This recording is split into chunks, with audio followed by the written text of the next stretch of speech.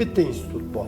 Bu butun dunyo bugun tan olayotgan institutimiz mahalla instituti. Men ochig'ini aytaman, o'zimni to'yshunos olim desam ham bo'ladi. To'yxonaga kirib borib, xohlagancha isrofgarchilik topishingiz mumkin. Chet elga boryapti, ishlayapti, kelyapti, yig'inyapti, to'y qilyapti, qarz to'lash uchun yana kelyapti. Poyandoz sotish haqida hech o'ylab ko'rmayapsiz. Qayerdan kelib chiqqan, qanday kelib chiqqan, uni tarixi qanday? Samarqandcha raqs. Bugun juda urfda bo'lib qoldi. Urfda bo'lib qoldi.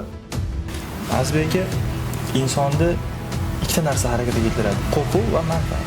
Balkim orzu-havas uchun korrupsiyaga qo'l uradi odam.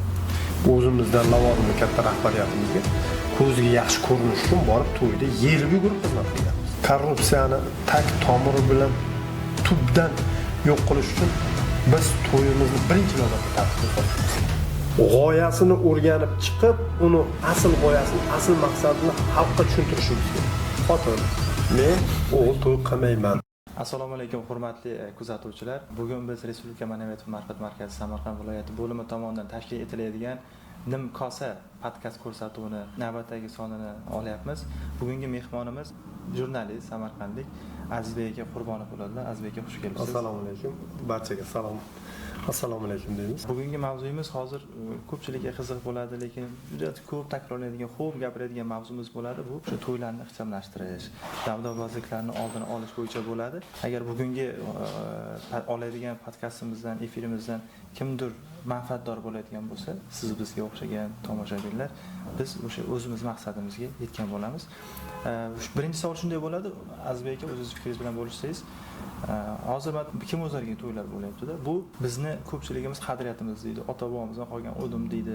Bu qadriyatlarni noto'g'ri talqin qilinayotgandanmi yoki noto'g'ri qadriyatlar sababli bo'lyaptimi yoki bo'lmasa jamiyatdagi ijtimoiy bosim sababli bo'lyaptimi? Ya unga sabab ko'pda. Endi faqatgina qadriyatga yoki jamiyatdagi ijtimoiy bosimga deb uni bor-ku, qadriyatlarimiz, noto'g'ri qadriyatlarimiz ham bor-ku masalan. Ya bor, to'g'ri. Endi to'y maraka degani bu bitta tushuncha emas-da. Uni detallari juda ko'p va ko'p detallar mayda-mayda yig'ilib katta narsani hosil qilyapti-da. Umuman olganda, masalan, shu mavzu bo'yicha suhbat quramiz, podkast bo'ladi deganda, men ochig'ini aytaman, o'zimni to'yshunos olim desam ham bo'ladi. Chunki juda ko'p yillar men shu to'yda ichida yurganman. Davra olib borganman, odamlar to'yini ko'rganman, kuzatganman va qayerda qanday xatolarimiz bor, ko'p o'ylaganman-da, xayol ko'p, nazariya, fikrlar ko'p. O'shaning uchun jon deb men o'sha podkastga, suhbatga rozi bo'ldim. Endi to'y qilish bu ba'zi joylarda o'sha qadriyatimizga zarba berish. Masalan, yangi urf-odatlar kirib kelishi va to'yni qo'llab-quvvatlanishi aslida bizni qadriyatimizdan ayirish. Ya'ni jamiyatni boshqa mashmashalariga, boshqa narsalarga e'tiborni jalb qilmasligi edi. Ya'ni sobiq ittifoq kirib kelgandan keyin siyosat qilishdi, qadriyatga zarba berishdi va o'sha zarbalardan bittasi to'ylar orqali ham bo'ldi-da. Ochiqini aytishimiz kerak. Masalan, o'sha sobiq ittifoq davrida quloqqa chalingan, bugun otalarimiz, bobolarimiz ham ayta oladi. To'y qiladigan odamga kolxoz novvoyxonasidan to'yni nonni beringlar, kolxoz molxonasidan ikkita mol beringlar va o'sha yerda dabdabani kuchaytirish, o'shanga odamlarni jalb qilish o'sha paytda shakllanib boshlagan. U ilgari ham bo'lgan, lekin bu paytda avj oldida.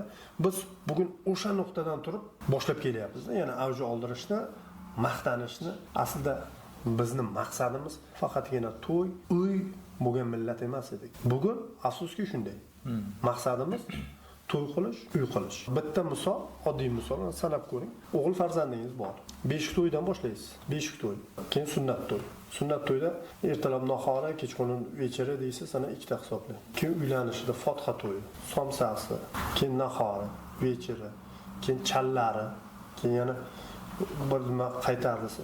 10 taga boradi. Bitta o'g'il bolani to'yi 10 taga boradi. 10 ta to'y, ana 100 million demang, 200 million demang, 50 milliondan deng, 500 millionmi? 500 millionga bitta yigitga bitta uy va o'qishini moliyalashtirishingiz mumkin. Biz o'sha narsadan chalg'ayapmiz. Bugun to'yni kim zo'r qiladi va juda ko'pchiligimiz shu tomonga qarab ketyapmiz. Tadqiqotlar o'tkazilgan, to'yga keladigan odamlarning 80%ni yoshlar tanimaydi. Masalan, men ham to'y qilgan bo'lsak, xo'p 50% tanirman, 50% tanimayman. Biz to'yni kim uchun qilamiz bo'lsa?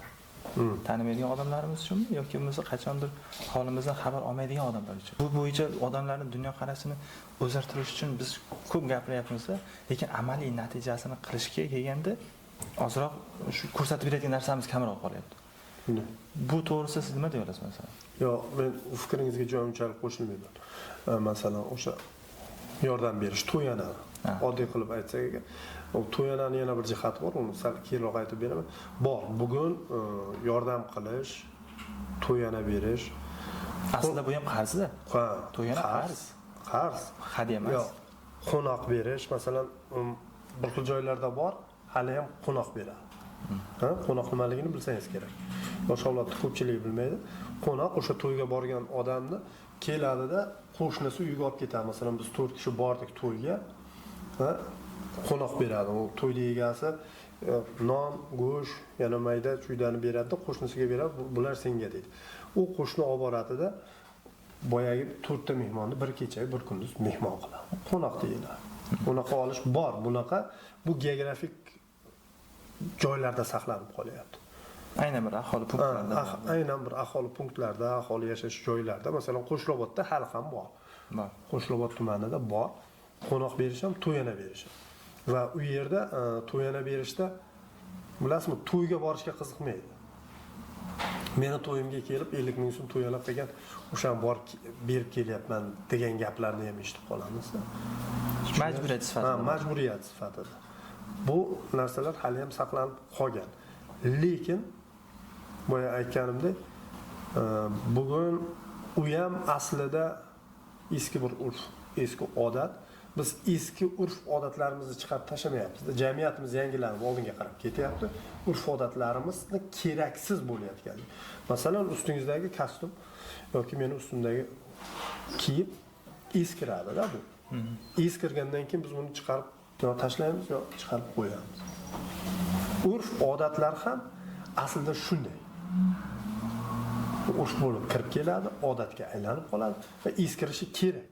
Lekin eskirmayapti. Aynan avjiga chiqyapti. To'y masalasida, tantana masalasida, maraka masalasida eskirmayapti. Afsuski, biz shuni eskirganligini tan olishimiz kerak edi. Aytadigan bo'lsak, ZAGS, kelin-kuyovni bugun kortej yasab, shaharda yoki bir tuman markazida aylanishi, yo'llarni yopishi, bu yerda turli xil o'sha baxtsiz hodisalarni ro'y berishi. Bu odat, bu urf bizga qachon kirib keldi? Sobiq ittifoq davrida kirib keldi. Ochiqni aytishimiz kerak. Ungacha ZAGS degan tushuncha bo'lmaganda, ungacha faqat nikoh bilan mo'lla boyagi 3 so'm pul, bir kalla qand shu bilan bo'lgan, yor bo'lgan. Yor bo'lgan borib kelinni olib kelayotganda 4-5 ta oshna og'ayni o'yin kulgi bilan yor aytib olib kelishgan. Keyin ZAGS kirib keldi. Bugun ZAGSni biz anaqaga aylantirib oldik. Alohida tadbirga aylantirdik, alohida marosimga aylantirdik va alohida tashvishga aylantirdik. Bu urf, bu odat eskirmadimi? Maqsadi nima bo'lishyapti? Yo'q, maqsadi nima edi uni? Maqsadi borib o'sha rasmiy tarzda o'tgan guvohnomasini bir tantanali ravishda olish. Ana endi agar o'sha rasmiy hujjatni tantanali qo'lga olish va rasmiy hujjatni olganlik uchun tantana uyushtirishimiz zarurati bo'lsa, nima uchun biz metrga olganimizga bag'ishlab tantana qilmayapmiz? Hozir shu gapingizdan keyin shuni ham tantana qilaveradi. Nima uchun biz pasportni olganimizda tantana qilmayapmiz? Nima uchun biz haydovchilik guvohnomasini olganimizda tantana qilmayapmiz? Nima uchun biz pasportni qayta muddati kelgandan keyin yangilayotganda tantana qilmayapmiz? Demak, bu hujjat bilan bog'liq emas. Bu hujjat bilan bog'liq emas. Shuncha ko'ngil ochish. Yoshlarni o'zini dunyo aslida ko'ngil ochish ham emas. U yoshlarga ham tashvish o'zi. Bunday olib qarasangiz, masalan, xarajat.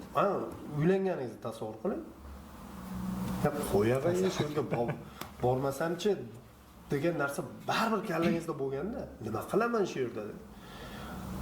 Salgina o'qigan, salgina ziyoli bo'lgan odamni kallasiga keladigan fikr bu. Ochiqni aytishimiz kerak. Biz uni urf qildik, qilmasak bo'lmaydi. Odat qildik, qilmasak bo'lmaydi. odamlar nima deydi? Lekin qilmagan paytimiz ham bo'ldi-ku. Odamlar sharoitdan kelib chiqib, o'zi qilmadi-ku mana karantin vaqtida. 30 kishilik to'yga rozi bo'ldi odamlar. Zaksga ham bormadi.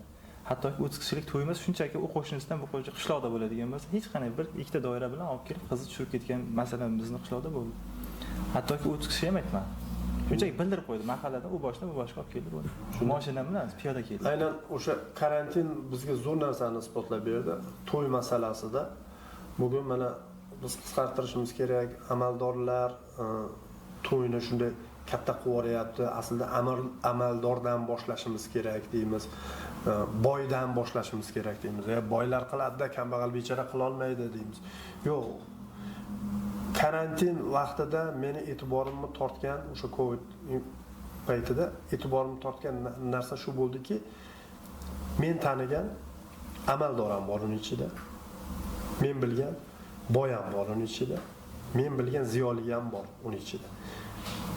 Va bilganlarimni ko'psi o'zini hurmat qiladigan ziyoli qatlami boymi, amaldormi o'sha paytda to'y qilib oldi.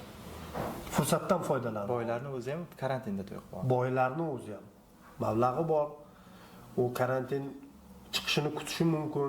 Orzu havas qilib, xohlagancha dabdabali to'y qilishga qurbi imkoniyati yetadi. Lekin u fursatdan foydalandi. U boyni boy emas, u boyni ziyoli deb ziyoli boylar. Ziyoli deb aytishimiz kerak edi. Bugun to'yda dabdabani bo'lishi, to'yda isrofgarchilikda bo'lishi, to'yda ortiqcha orzu havasga berilish bu boylikka, amaldorlikka, kambag'allikka qarayotgan narsa emas. Odam o'ziga bog'liq. Odamni o'ziga bog'liq. Azbek aka, insonni ikkita narsa harakatga keltiradi deb bilaman-da. U ana siz ham bilasiz, qo'rquv va manfaat. Inson yo qo'rqqandan harakatga keladi yoki bir manfaat yuzasidan harakatga kelishi mumkin. Endi mana bu to'ydagi dabdababozlik, ortiqcha isrofgarchilikni bu yerda na qo'rquvdan bo'lyapti, na manfaatdan bo'lyapti deb o'ylayman. Nimadan bo'lyapti deysiz shunda? Yo'q. Manfaat bormi biroq? Qo'rquv bilan qilsa bo'ladi. To'ydagi dabdabani, to'ydagi isrofgarchilikni qo'rquv bilan yo'q qilsa bo'ladi. Yo, ular qo'rqqanidan shu ishni qilyaptimi yoki manfaat yuzasidan shu isrofgarchilik qilyaptimi deyman-da. Hech kim o'zini pulda ishlatib bir manfaat ko'radi deb o'ylamayman men. Agar o'ziga foydasi tegmasa. Masalan, to'y qilib ko'rgansiz siz ham, siz pul ishlatib o'zingizga foyda olmagansiz to'yda. Deylik shunday. Ular na qo'rquv, na manfaat harakatga keltirsa, ulardan nima harakatga keltiryapti isrofgarchilik qilishga? Endi unga omil ko'p-da. Yuqorida bir gapni aytdim-ku, o'sha to'yana masalasida bugun biz korrupsiyani yo'qotamiz deyapmiz-ku. Korrupsiyani men shu fikrdaman va shu fikrda sobit qolaman. Korrupsiyani tak tomiri bilan tubdan yo'q qilish uchun biz to'yimizni birinchi navbatda tartibga solishimiz kerak. Bugun mana masalan men to'y qiladigan bo'lsam agar, meni to'yimga keladigan odamlar ko'psi yo mendan manfaatdor yoki bo'lmasam shu men kerakman-da unga. Va to'yana berayotganlar ham gapni ochib o'zimiz ham shunday qilganmiz. O'zimizdan lavozimli katta rahbariyatimizga ko'ziga yaxshi ko'rinish uchun borib to'yda yelib yugurib xizmat qilganmiz. Ochig'ini aytaman. Bu nima bu? Bu korrupsiya bu. Bir alomat. Alomat bu alomat emas, korrupsiyaning o'zi. Borib yelib yugurib xizmat qilganmiz, nima kamchilik bor deganmiz. Mana bu yerga 4 ta non yetmadi, bo'ldi hozir yes qilamiz deb borib yugurib borib nonni olib kelib berganmiz kerak o'zi. Mana bu yerga 2 kilo go'sht yetmadi, bo'ldi hozir yes qilamiz deb qilganmiz. Qilgansiz hozir. Qilganmiz. Hozir ham bor. Yo, sizni dunyo qarashingiz o'zgarishiga nima sababchi bo'lgan? Hozir qilmasligingiz nima sababchi bo'lyapti? Bilmadim, endi balkim vaqt ta'siridir. Balkim o'sha ba'zi odamzod yillar sayin o'y, fikri, xayoli boshqacha bo'lib boshlaydi.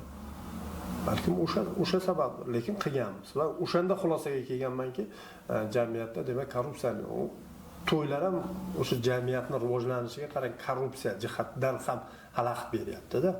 Odamning orzu havasi ko'p-da. Balkim orzu havas bu uchun korrupsiyaga qo'l uradi odam. Eng katta orzu havasi to'y qilish, dabdabali to'y qilish, odam o'zini ko'rsatib qo'yish. Boya siz to'g'ri aytdingiz, agar korrupsiya bo'lmasa, to'y ixcham bo'lsa, korrupsiya yo'qoladi deymiz. Shunday. Chunki boshqa orzu havas qolmaydimi shunda Shunday, O'zbekistonda?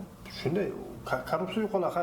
Korrupsiyani endi boshqa jihatlariga boshqa tomondan masalan bugun qarshi harakatlar ketyapti, balkim u tomonlari ham bir kunmas bir kun izga tushadi, lekin to'ylar ham korrupsiyaga, men demoqchi bo'lganim, to'ylar ham korrupsiyaga yo'l ochadigan asosiy unsurlardan, asosiy joylardan bittasi.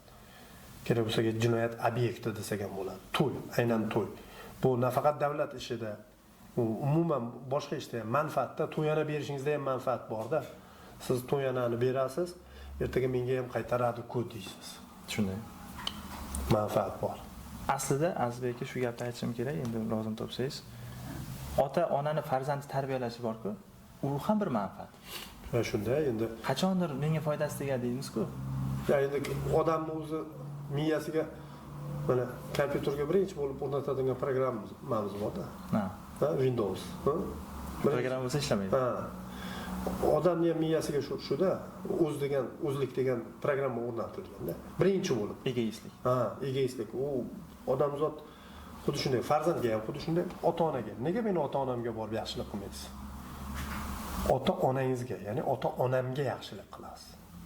O'zingizniki, ota-onam bo'lganligi uchun. Ota-onasi bo'lganligi uchun emas. U egoizm bu bor narsa.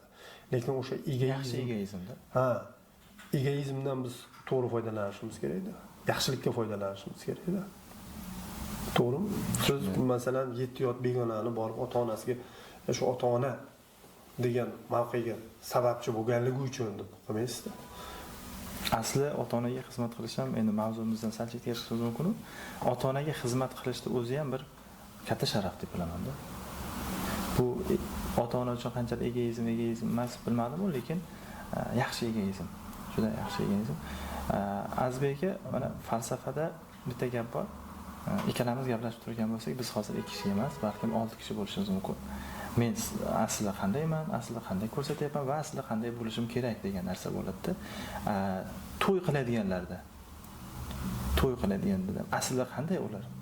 Yoki aslida qanday qilish kerak edi, bular qanday qilyapti to'yda? Qaydan topyapti? Voy Hojiboy To'yjoyevda gap bor edi. 400 ming so'm oylik oladi, 450 ming rasxod qiladi, 50 ming qaydan keladi bilmaymiz deydi-ku, xuddi shunday. Bular insonlar qachon o'ziga kerak bo'ladigan manfaatni oladi? Tushunib yetadi. Ta'sir doirasi katta-da. To'yda boyagi kishiga, masalan, ertaga siz to'y qiladigan bo'lsangiz, sizga ta'sir qiladigan omillar juda ko'p-da. Ota-onangiz, yaqin qarindoshlaringiz, do'stu birodaringiz, orzu-havasingiz ketaveradi-da. O'tirib sanayman desangiz agar ancha vaqt ketadi. Ta'sir qiluvchi doiralar ko'p. Odamda aynan mana shu nuqtada ta'sirchanligini nolga tushirish kerak-da. Ana shu yerda egoizmni ishlatish kerak. To'y menga nima beradi? Men qilyapman, mayli to'y. Mana boyaga aytganimizdek, bitta o'g'ilga 8 ta, 9 ta, 10 tagacha to'y qilamiz. Qilaman. Menga nima beradi? Va biz buni to'g'ri tushunishimiz kerak-da. Nega chet elda imkoniyati bor? Lekin qilmaydi. Va rivojlangan davlatlarda imkoniyati bor. Juda ko'pchilik aholisining imkoniyati bor. Lekin qilmaydi. Chunki ular biladi, shuncha dabdababozlik unga shunchaki zarar ekanligi. Shunchaki zarar ekanligi. Eng achinarlisi bizni xalqimizda oylik daromadi yoki topish tutishi ularnikida emas. Yalpi ichki mahsulot juda baland. Ular bilinmasligi mumkin. Masalan, 100 ming dollarga to'y qildi.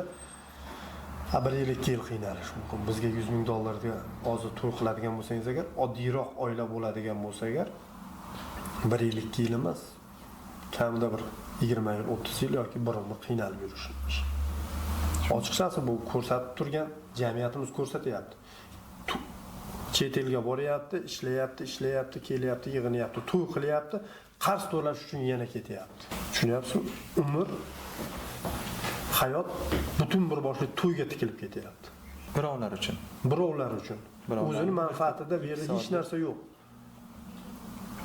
2 soatlik to'y hasham uchun yoki birovlarni kelib yeb ichib ketishi uchun biz chet elda muhojir bo'lib 2 yillab ishlayapmiz. Shunday. Endi to'ylar masalasida gap ketganda boya aytdim-ku, eskiradigan urf odatlarimizni biz eski qilib, uni sarqitga chiqarishimiz kerak. Ma'nan eski, tamom. Foydalanmasligimiz shart zarur. Buni hamma o'zi to'g'ri tushunib yetish kerak. Mana bugun ijtimoiy tarmoqlarda to'ylar masalasida o'sha negativ, salbiy bir fikr uyg'otadigan tarqalayotgan yana bitta narsa bor.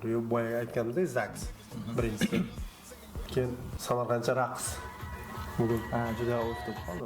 Urfda bo'lib qoldi va ijtimoiy tarmoqlarda ko'p tarqalib, ko'plab o'sha salbiy fikrlarni uyg'otayotgan narsalardan bittasi va yana bittasi o'sha poyandoz tortish. Poyandoz.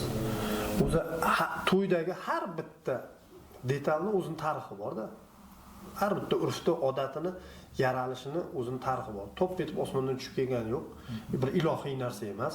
Uni o'zimiz o'ylab topganmiz va o'zimiz uni kuchaytirganmiz. Poyandoz tortish haqida hech o'ylab ko'rganmiz? Qayerdan kelib chiqqan, qanday kelib chiqqan, uni tarixi qanday? Poyandozni tortishda ayniqsa Samarqandda juda avjiga chiqqan, bilasiz o'zim. Va yerlarni agorotlarga chiqib ketib bir 10-15 kishi bitta lattani yana buyoqqa tortish bo'ladi. Lekin siz aytganda hali qiziq ko'rmagan ekanmiz bu tarixiga. Qarang, poyandozni tarixi. Poyandoz bugun aynan mana shu urf odat saqlanib qolgan hududlar bor va hududlarda e'tibor qiladigan bo'lsangiz, ba'zi bir hududlarda poyandoz qanday matodan bo'lish kerakligigacha belgilab qo'yilgan. Ya'ni poyandoz kelinni sepiga qo'yilgan mana qanaqadan lattalardan, matolardan, lattadan quroq boshqalardan qilinadi va buni yaralish tarixi bundan bir qancha vaqt ilgari e'tibor qilsangiz agar bor bunaqa rasmlar, hozir ham o'sha eski Samarqand tasvirlarida, eski rasmlarda ko'rib qolasiz. Yamoq bilan turgan, masalan, to'n kiyib olgan bitta, ikkita, to'rtta yamog'i bor. Kiyib turibdi, oldidagi odamlar ham ajablanmasdi. Bilmaydi. Bu narsa hatto bizning bolaligimizda ham bor edi, yamoq. Masalan, buvilarimiz ko'rgan o'sha davrlarni yamoq bilan kiyish bir buvilarimiz uchun g'alati narsa emas edi. Bugun kelib g'alati bo'lib qoldi. Bugun paxta sanoati rivojlandi, mana sintetik matolar chiqib ketdi. Kiyinish odamga muammo bo'lmay qoldi. Ilgari o'sha paytlar faqat ipak, paxta sanoati ham hamin qadar rivojlangan, kiyib ipakdan, paxtadan bo'lishi mumkin va bir yeri yetilsa agar yamoq solib kiyib yurish odatiy narsa bo'lgan. Va poyandoz o'sha yamoq solish uchun qilinadigan quroqdan bo'lganda va uni o'sha yerdagi yigitlarga, erkaklarga sadaqa sifatida qo'yishgan. Ya'ni siz borib bir parcha o'sha poyandozdan bir parchasini yirtib olsangiz, sizning ehtiyojingiz bor. O'shaning uchun siz kurashgansiz, harakat qilgansiz, bir parchasini olgansizda bir kiyimingizga yamoq qilgansiz. U sadaqa sifatida qo'yilgan va sadaqa sifatida olingan u. Demak, biz yoki ba'zi bir yoshlarimiz hozir faqat sadaqa yamoq uchun talashgan bo'lamiz. Sadaqa uchun talashyapti. Endi qo'pol o'xshatish bo'ladigan bo'lsa, lekin asl mohiyati shunday. Asl mohiyati shunday. Sadaqa uchun talashish, ya'ni ehtiyoji borligi uchun. Lekin bugun talashayotgan yigitlarning shunga ehtiyoji yo'q-ku. Yo'q-ku. Yamoq soladigan kiyimi bo'lmasa, nima keragi bor? Urf nima keragi bor bu yerda? Odat nimaga keragi bor? Mana shu odamda ham kimuzarlik bor-da. Xo'sh, e'tibor bergan bo'lsangiz, qiz tomon bilan yigit tomon talashadi matoni. Kim o'zarlik, qiz tomon zo'rmi? Uni nima farqi bor? Yoshlar baxtli bo'lsa bo'ldi deydigan odam yo'q. Shunday. Kim o'zarlik, qiz tomon zo'rmi, yigit tomon zo'rmi, nima o'zgaradi? Yoshlarimiz ertaga mana shu narsaga to'xtalib o'taylik Azizbek aka. Hozir ajrimlar soni juda oshib ketdi-da. Sababini so'rasangiz va aytganingizdek qarzga botadi, chetga chiqib ketadi, to'ydan keyin hattoki qaynonalar kelin tushirsa agar qaynona ham chiqib ketadi chetga, masalan Isroilga yoki Rossiyaga yoki Koreyaga ketadi va kelinga o'zi qolib ketadi yoki kuyov ketsa kelinni o'zi qolib ketadi. Bu yerda hali ularni bir-biriga bog'laydigan rishtalar paydo bo'lmay turib, ular o'zi alohida yashashni boshlayapti. Yoki qaynonalar ham ketishi, kelinlarga o'rgatmasligi natijasida ular darslarni ola olmayapti, oila darsini ola olmayapti. Yoki kuyov yoki kelin ola olmayapti-da. O'rta joyda ular ajrashyapti. Hattoki 3 oyga bormay ajrashganlar bor, 1 yilga bormay. Vaholanki bu statistik ma'lumotlar kelin kuyovda juda ham birlashib yaxshi yashab ketishiga 5 yil kerak ekan. Bir-birini tushunib, yosh doirasida kelishib ketishiga 5 yil kerak ekan. Lekin ular 5 oyga bormayapti. Bu to'yda dabdabasidan bo'lmayaptimi? To'g'ri, bunaqa omillar ham bor. Endi bu oilaviy shaxsiy masala bo'lganligi uchun bu omillarga unchalik urg'u berish kerak emas, lekin oiladagi moddiy yetishmovchilik va qarzga botish, to'y qilaman deb qarzga botish aslida moddiy jihatdan yetishmovchilikka olib keladi. Bu ham asosiy unsur, asosiy sabab. Asosiy unsur, asosiy sabablardan bittasi. Biz o'sha to'yga sarflanadigan mablag'ni farzandni, yuqorida aytdim, farzandni o'qitishga sarflasak agar, bu ham o'sha oilani mustahkamligiga olib keladi. Jamiyatimizda afsuski shu narsa shakllanyapti. Qaynonam menga unday qilmadi, qaynotam menga bunday qilmadi, u sarpo qilmadi, bunday mebel qilmadi. Bu narsalar ham bugun kirib keldi yoshlarimizning ichiga. Va buni uyalmasdan, qo'rqmasdan, tap tortmasdan aytadigan bolalar ham, qizlar ham, bolalar ham ko'paydi. Yigitlar ham ko'paydi. Nima qilishimiz kerak? Biz o'qitishimiz kerak edi-da. O'sha pulga o'qitganimizda edi. Bugun o'sha bola shu gapni aytmasdi-da. Menga nima keragi bor, uni latta puttasi-yu, dahmazasi deb turardi. Mebel kerak bo'lsa kerak o'zim qilib olaman, o'zimga yarashasini, o'zimga kerakligini, didimga yarashasini qilib olaman. Shu fikrda bo'ladi. Qaynotam qilib bersin, qaynonam qilib bersin, to'yda qilinishi kerak, bu urfimiz-ku, odatimizku, nima uchun hammaga qilinadi, nima uchun menga qilinmaydi degan fikrdan yiroq bo'lardi. Sizga bir qo'shimcha qilmoqchi edim. Misr ehromlaridan topilgan bitta manba bilasiz, 3000 yil oldin yozilgan.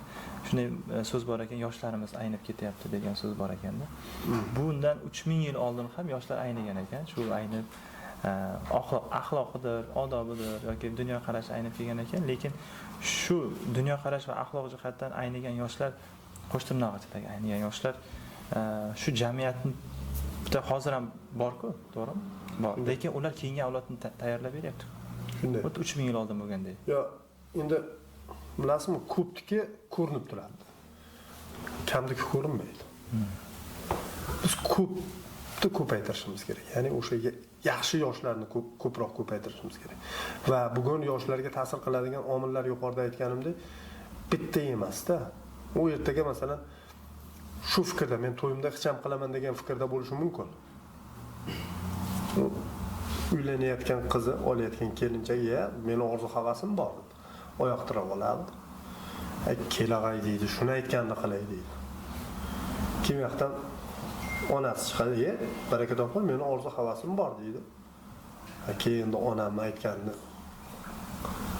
otasi aytmasligi mumkin, otasiga ham ona ta'sir qilishi mumkin. Opasi, singlisi, qo'shnisi, o'rtog'i deydi, mana deydi. Qara deydi, Qodir sinfdoshimiz to'y qanday o'tdi deydi. Sen nima kaming bor deydi. Va yig'ilib keladi. U boyaga ozga qarab kirib ketib qoladi-da. Ko'pga qarab kirib ketib qoladi. U ozda. Biz uni ko'paytirishimiz kerak-da. Uni ko'paytirishimiz kerak. Ozchilikni himoya qilishimiz kerak. Ozchilikni himoya qilishimiz kerak. Uni yo'q deb ayta olmaymiz, bor. Bugun yoshlar ichida ham va menga kerak emas dabdaba. Ixchamgina o'zimga yarasha to'y qilaman, ortgan pulimga uy olaman. Dada, ona, ortgan pulga bitta uy olaylik. Yoki ortgan pulga men borib chet elda o'qib kelaman. Magistraturaga kiraman, Yaponiyaga borib o'qib kelaman. Germaniyaga borib o'qib kelaman. Bor unaqa bolalar. Lekin ta'sirga tushib qolyapti-da. Tushunyapsizmi? Ta'sir bizda juda katta. Azbek aka, mana ijtimoiy tarmoqlar orqali ko'rsangiz kerak, Samarqand to'ylari har doim trendda. Uni dasturxoni ham, uni o'sha yoshlarning xatti-harakatlari ham har doim trendda bo'lgan. Bu to'yni dabdababozlik bilan o'tkazish geografik nuqtai nazardan belgilanadimi yoki odamlarning mentalitetidanmi? Yoki boshqa joyda ham shunday qilsa bo'ladimi? Aynan Samarqanddagi to'ylar boshqa joyda ham bo'ladimi?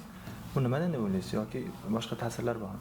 Bo'ladi. Samarqanddagi umuman to'yni geografik anaqasi yo'q menimcha, ta'siri yo'q. Geografiyani, uni joylashuvi. Samarqandda to'ylar kerak bo'lsa kerak Amerikada ham trendda. Lekin samarqandliklar qilyapti. Samarqandliklar qilyapti. Samarqandliklar qilyapti.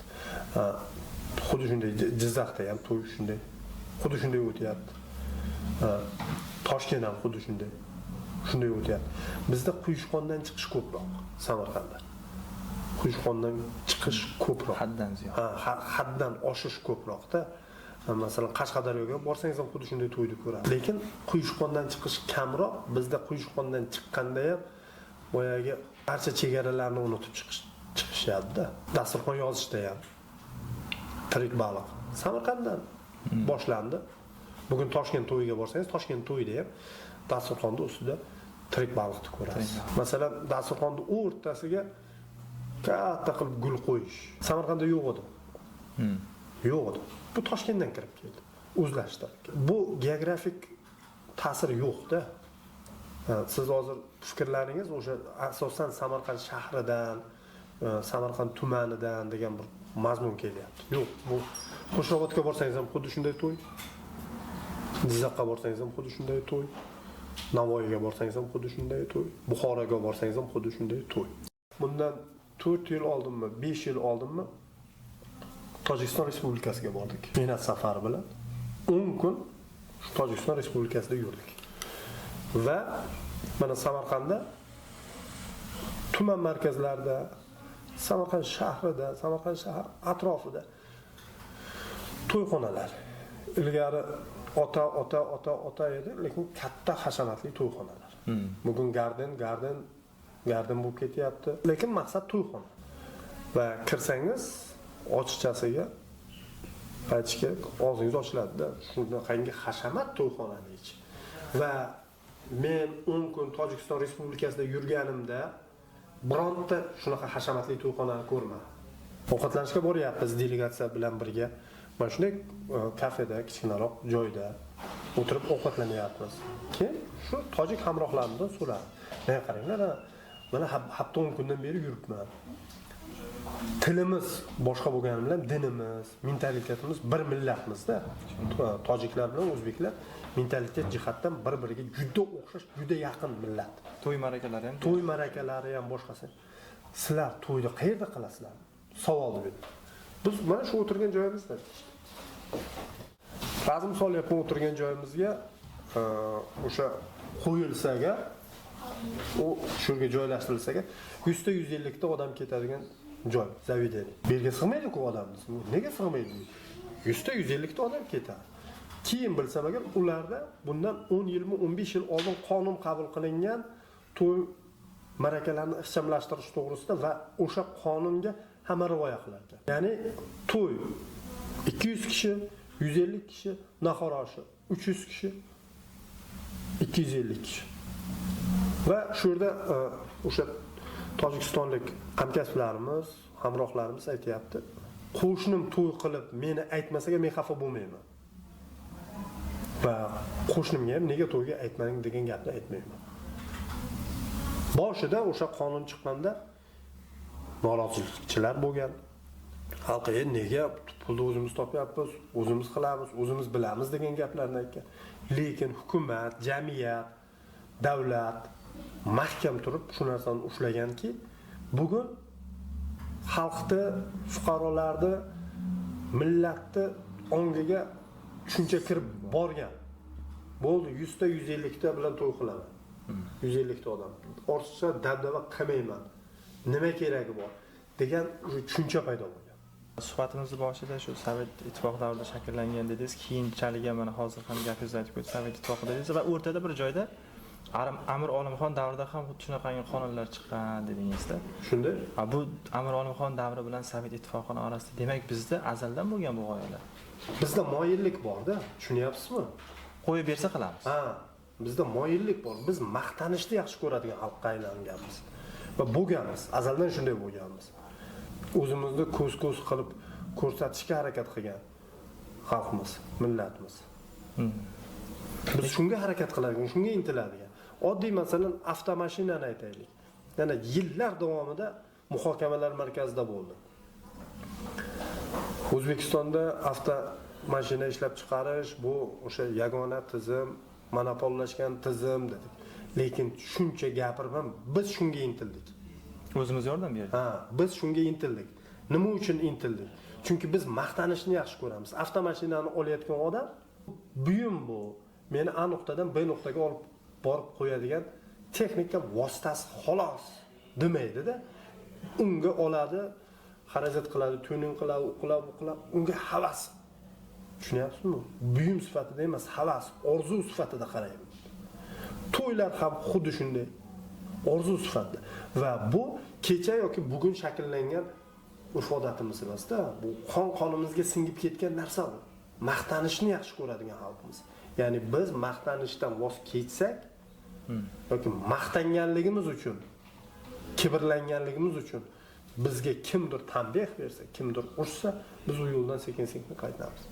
Va yana bitta narsani qilishimiz kerakki, o'sha A, B, V, G, D deb o'rgatayotgan bolalarimizga boshidan maktabdan o'sha urf-odatlar haqida bir soatlar kiritib darslar o'tishimiz kerak. Asl sof qadriyatlar. Asl sof qadriyatlarga.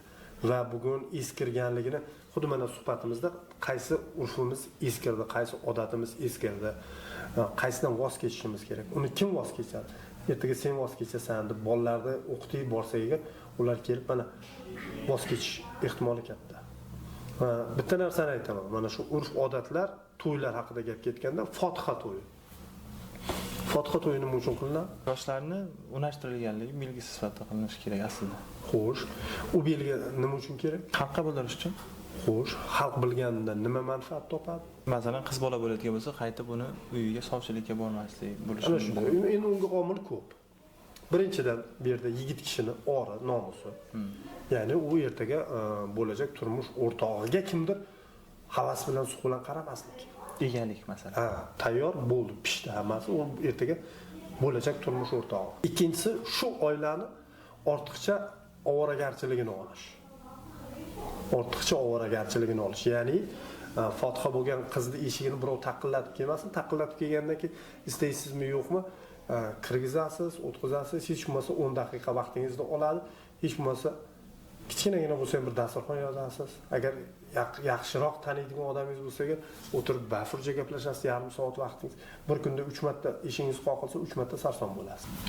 Va mana shu ikkita narsa. Va shuni bildirish maqsadida Fotiha to'y qilingan. Ya'ni bu eshikni qoqmanglar. Bo'ldi. Bu eshikda yashayotgan qiz palanchaga unashtirildi. Buni egasi bor bu qizni.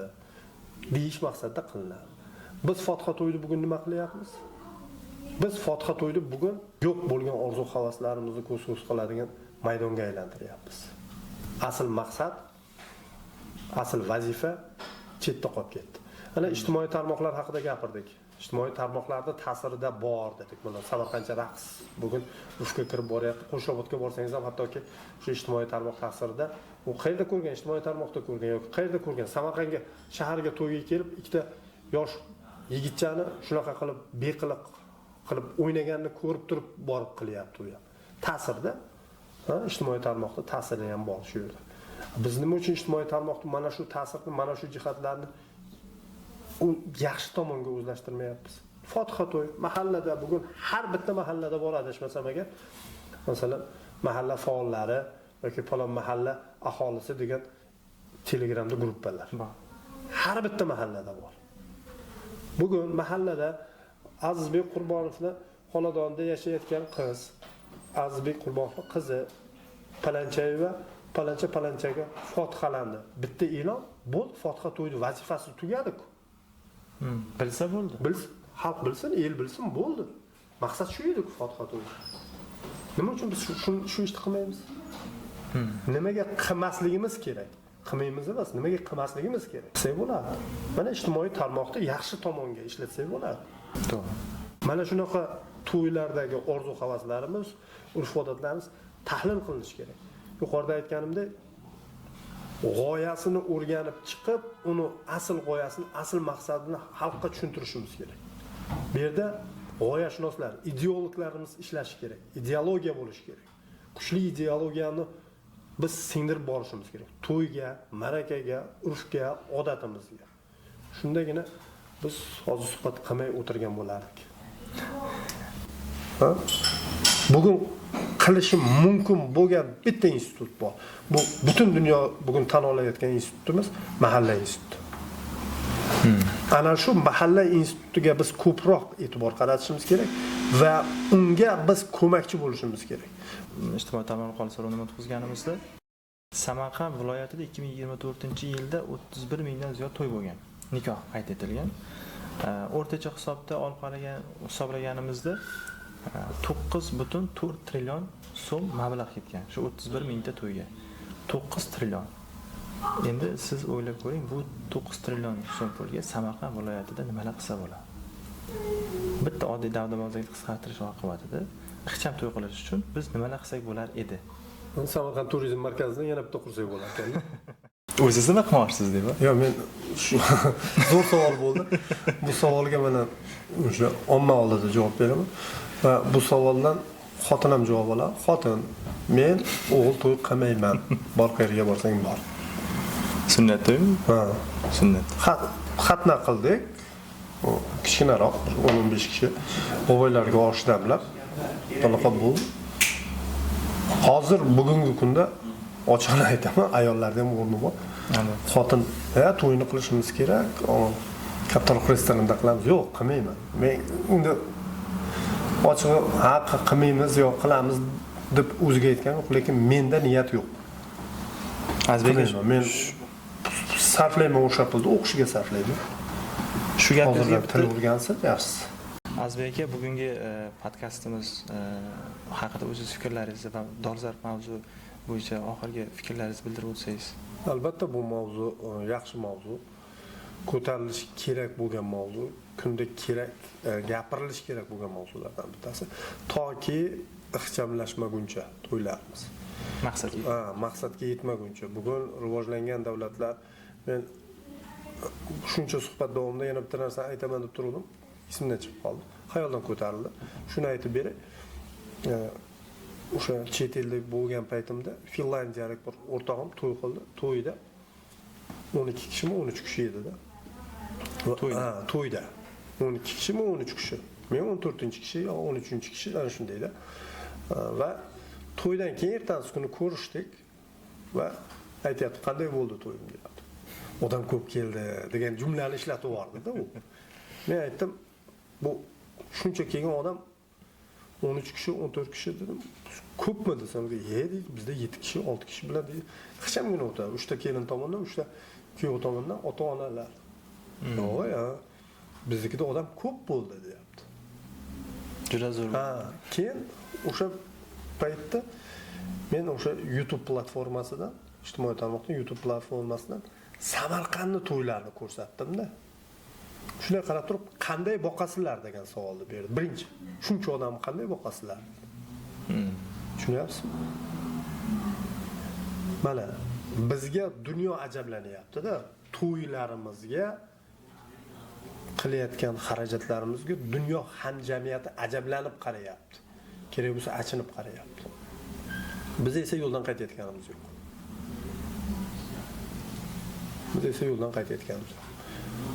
Orzu havas deb, boya yuqorida aytgandek, umrimizni tikib yuboryapmiz. Bu odamlarni bu aytganingizdek dunyo qarashini o'zgartirmasak qiyin masala. Sen qachon xalq bo'lasan aytgan olaman degan-ku jadidlarimiz. Biz xalqqa aylanishimiz kerak-da, olomon bo'lib yurishdan foyda yo'q, naf yo'q. Buni ko'ryapmiz, bilyapmiz. Biz xalqqa aylanishimiz kerak. Bir xalq bo'lish kerak. Rahmat suhbat uchun. Kattaga rahmat Azizbek aka bildirgan fikrlaringiz uchun. Hurmatli kuzatuvchilar, shuning bilan bugungi podkastimiz o'z nihoyasiga yetdi. Podkastni suratga olishda yaqinda yordam bergan Samarqand shahridagi Kitob kafesiga o'z minnatdorchiligimizni bildiramiz. Hamda Azizbek aka, sizga ham o'z minnatdorchiligimizni bildiramiz. Keyingi ko'rsatuvlarda ham ko'rishguncha deb qolamiz. Rahmat.